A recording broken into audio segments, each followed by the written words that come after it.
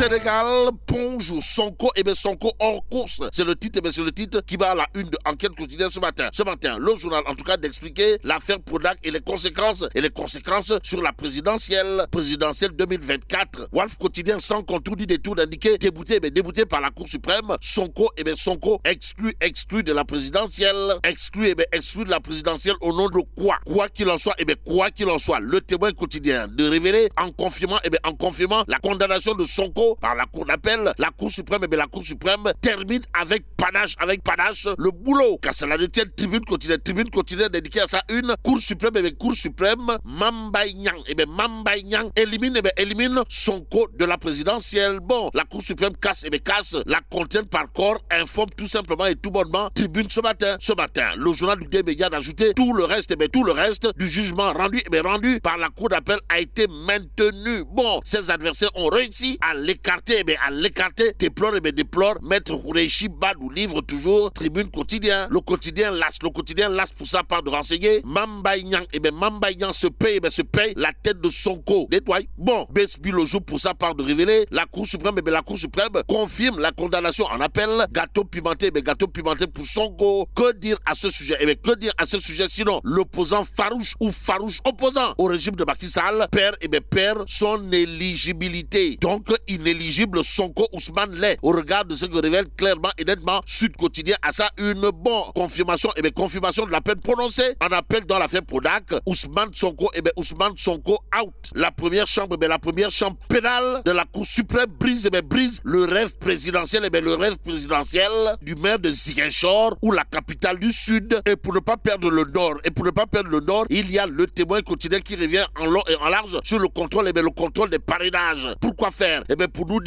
dire Anta Babacar Ngom crée la surprise. Information que livre également Besbi le jour. Le journal en tout cas dans un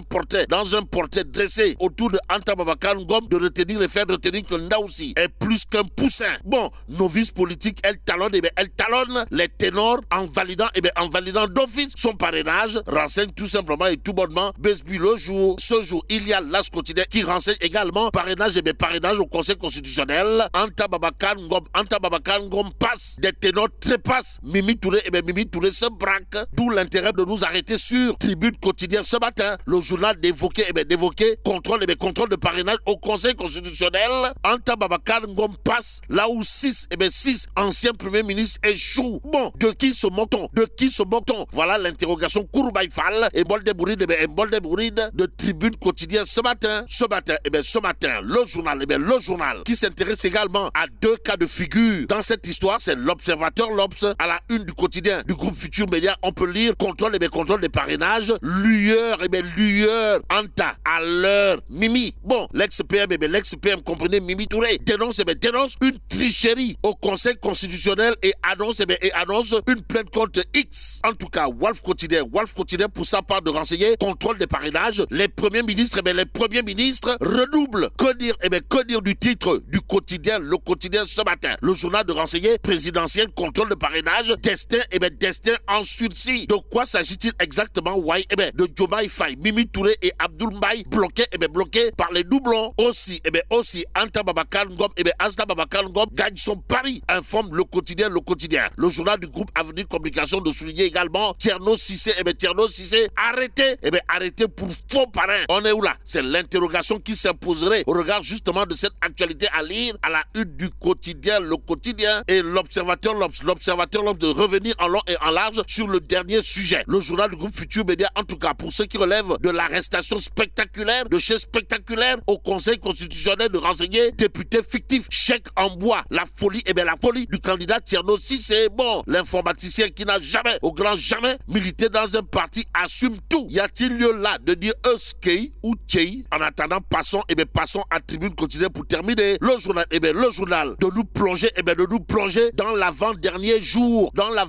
jour des vérifications des parrainages, histoire de relever une tricherie au Conseil constitutionnel. Et là, mais là, tu donnes de Tchei Allah. Founou Diamati. Bon, que Dieu préserve le Sénégal. Dikkatina Ousmane Sonko mënta bokk ci élection présidentielle Sud Quotidien moo ma ko xamal. Tribune yéene kaay naan ko déet na wax ji leer. Mame Mbaye Niang kay moo daal di éliminer Ousmane Sonko ci présidentielle présidentielle yi niki démb ci ëttu attekaay bu kawee ba nga xam ne faran kalaame ji woon dogal ba nga xam ne jëloon nañ ko ci coowal Ousmane Sonko lii moom ëttu attekaay bi dafa ne contrainte par corps bi mënta nekk ci wàllum diffamation waaye leneen lépp la nga xam ne cour d'appel bu Ndakaaru dogaloon na ko ci Ousmane Sonko ëttu attekaay bu kawee bi daf ci daal di rig loxoom ne ndogal boobee na daal di tàbbi ci Ousmane Sonko l'enquête quotidien naan maan lii tax nag moom Ousmane Sonko mënta bokk ci élection présidentielle yi monte de avocat général bi ci boppam dafa ne woon arrêt cour suprême ba nan ko daal di tasar maître Khoureychi ba naan nangoo fi des nañu nangu ne Ousmane Sonko daal di nañuy tàbbal géej bokkam ci élection présidentielle bi laas yéen kaay naan man en tout cas Mame Mbaye Niang la mu bëggoon ca Ousmane Sonko dal na ko la xale ya doon wax la noon ba bëggoon dalu la bëgg Mame Mbaye Niang day ma ne la dal na Ousmane Sonko maître Bamba Cissé ci yor yéen kaay naan ko déet moom Ousmane Sonko ba tey ma ne la mën naa bokk ci présidentielle ci réew mi ndax nag ñàkkul genn nag droit civique maître Khoureychi ba ci 24 heures yéen kaay naan ko déet dogal bii nga xam ne chambre criminelle bi nanguwul Ousmane Sonko nekk candidat ci présidentielle bi dogal boobee moo éliminé Ousmane Sonko maître Khoureychi ba ne fi mu ne Ousmane Sonko mënta nekk candidat ci élection présidentielle bi Walf Quotidien naan kon bëgg-bëggam cour suprême daf ko daal di jéggi daal di mel ni ku jox dëgg lan dogaloon ca Mame Mbaye Niang Walf ne moo taxit Ousmane Sonko daal di nañ koy seppi ci élection présidentielle bi l'observateur naan kon Mame Mbaye gagné na Ousmane Sonko cour suprême daal di dëggal la cour d'appel bu Ndakaaru waxoon moom njiital Pastef daal di génn ci élection yi le Témoin quotidien naan en tout cas la ñu bëggoon ci Ousmane Sonko moom ëttu attekaay bu kawe bi ci boppam moo ko daal di muttali bés bi le jour naan kon en tout cas dañ ko wan leer ba mu am yaakaar moom Ousmane Sonko ñu jébbal ko gato soo xam ne daanaka kaani la gu wex xat ne ko contrainte par corps bi moom mënta nekk waaye la ñu atte woon juróom benn weer yu ànd ak sursis yi daanaka moom lañ jébbal Ousmane Sonko ba tey loolu nag daal di koy génnee fii ak juróomi at ci liste électorale yi 2 minutes pour lire l'essentiel naan man terewul tey jii ma ne la war nañoo saytu parrainage am yéen kaay bi daal di koy duppee parrainage du siècle tey jii nag ñaar ci ndaw yoo xam ne bokkuñu système ña ngay xeex système ñaari ndaw yoo xam ne bëgg-bëgg réew mee leen soxal ñaari ndaw yoo xam ne daanaka faagaagal bu ne dund nañ ko tey jii lees saytu seenu parrainage muy Ousmane Sonko ak Bougane Gueye Dany Le Quotidien naan kon booba day am na ñoo xam ne seeni ëllëg ci wàllu présidentielle 2024 bi ma nga ca sursis diggante Bassirou Diomaye Faye Mimi Touré Abdoul Mbaye ay doublon ci boppam moo leen daal di wékku libération naan man coowal Thierno Cissé moom bàyyee ma ko maa ci mën maa ëpp doole Walf Quotidien naan kon en tout cas ñi nekkoon premier ministre ci réewum Sénégal yépp sampoon seen ndënd daal dina ñuy redoubler ci parrainage bi mooy dëgg l'observateur naan kon lamp yi tàkk na ngir Anta Babacar Ngom Mimi Touré mel ni ku rëbëjoo ñu jaxaseeb xelam ma yéene kaay naan en tout cas Anta Babacar Ngom day créé na surprise bi ni ki démb moom Anta moom dongu jàll ci parrainage citoyen daal di matal la nga xam ne laaj nañ ko laas naan man mooy jigéen bi njëkk bi nga xam ne jàll na ci wàllu parrainage ci élection ci réew mi direct news ne ma ñi nga xam ne soobu nañ ci langue politique gi bari ci ñoom ñoo xam ne daanaka base bu dëgër amuñu ko daal dina ñu fiy déjjatee ña nga xam ne ay doyen lañ leen wooyee ñu ci mel ni Idrissa Seck kan moo mënoon jàpp ne arc bu Anta Babacar Ngom bi mën naa jaar ci parrainage citoyen daal di jéggi raay bi professeur Daouda Ndiaye kan moo mën a wax ne moo gën a am sañ-sañ ci wàllu politique Idrissa Seck gën am sañ-sañ ci wàllu politique Mame Boye Diao gën am sañ-sañ ci wàllu politique Mimi Touré gën am sañ-sañ ci wàllu politique Mahammed Boun Abdallah Dionne keneen koo xam ne jàll na te xel mën caa xalaat moom moo di Boubacar Camara direct news naan man xel du jëriñ ñu dul xalaat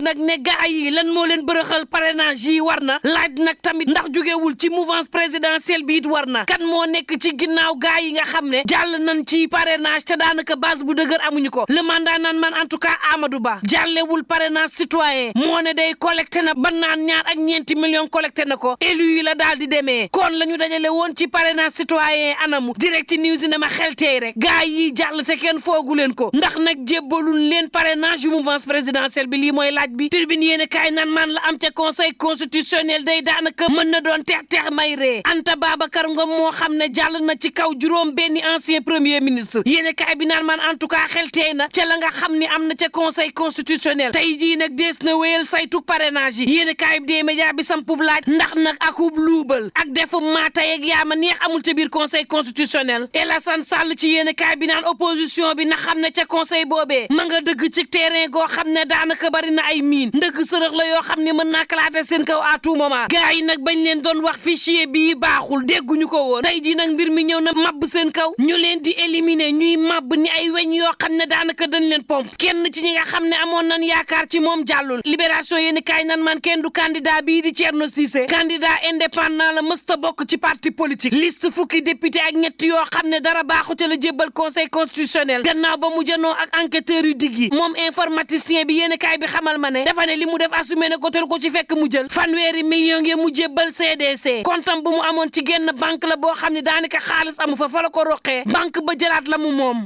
waa ji fi mu ne man ca garde à vue ma ngay booy maire bu xombal ci turbine yéen kaay naan leen en tout cas ñaar fukki fan ak juróom ci weeru février ña nga xam ne ñoom la conseil bi ne dem leen yéen a nar a bokk ci élection présidentielle bi sénégalais dina tànn kenn ci ñoom ngir mu jiite réew mi ma ngay ne fi mu ne daanaka mënees naa wax ne wuré wa dem na këng waxi mag dem na ndaa dalli dikkaat ci téeméer ak ñaar fukki élu yi nga xam ne moom la ñu déposé ma ngay ne moo gënoon metti te moom la ñu def dajale lu toll ci téeméer ak ñaar fukki ci ay élu jébbal ko conseil constitutionnel te naan Amadou Ba lépp loo xam ni xool nañ ko ci bilan président Macky Sall muy lu baax Sall def ko ci réew mi day mënees na ko cee wàññi ndax boobaak léegi mook Sall lay ànd di liggéey réew mi gaa am na jafe-jafe ci wàllu dundin waaye PSE bi nga xam ne taxawal nañ ci lees du paix développement communautaire def ci ak programme d'équité territoriale ak itam justice sociale war na mën a tax askan wi joyantiku ña ca biir réew meeg ñi ci réewum taax mën a méngoo lañ def ci wàllu courant bi daanaka téeméer boo jël juróom-ñeent fukk ak juróom ci réew mi am nañu ko loolee fas yéene am ci wàllu dundin Le Soleil yéene kaay naan maan waxtu waw gaynde yi ña ngay tàggatu fas yéene ñaabari indiwaat coupe d'Afrique des nations fii ci réewum Sénégal Tribune Sport naan kon coupe d'Afrique bii day ku ko gagné daanaka amatoo looy wax ñeenti milliards fas nañ ko yéene jébbal ka nga xam ni moo nar a gagné coupe bi ak lu mën a am mbokk yi ñuy ñaan jàmm te yendoog jàmm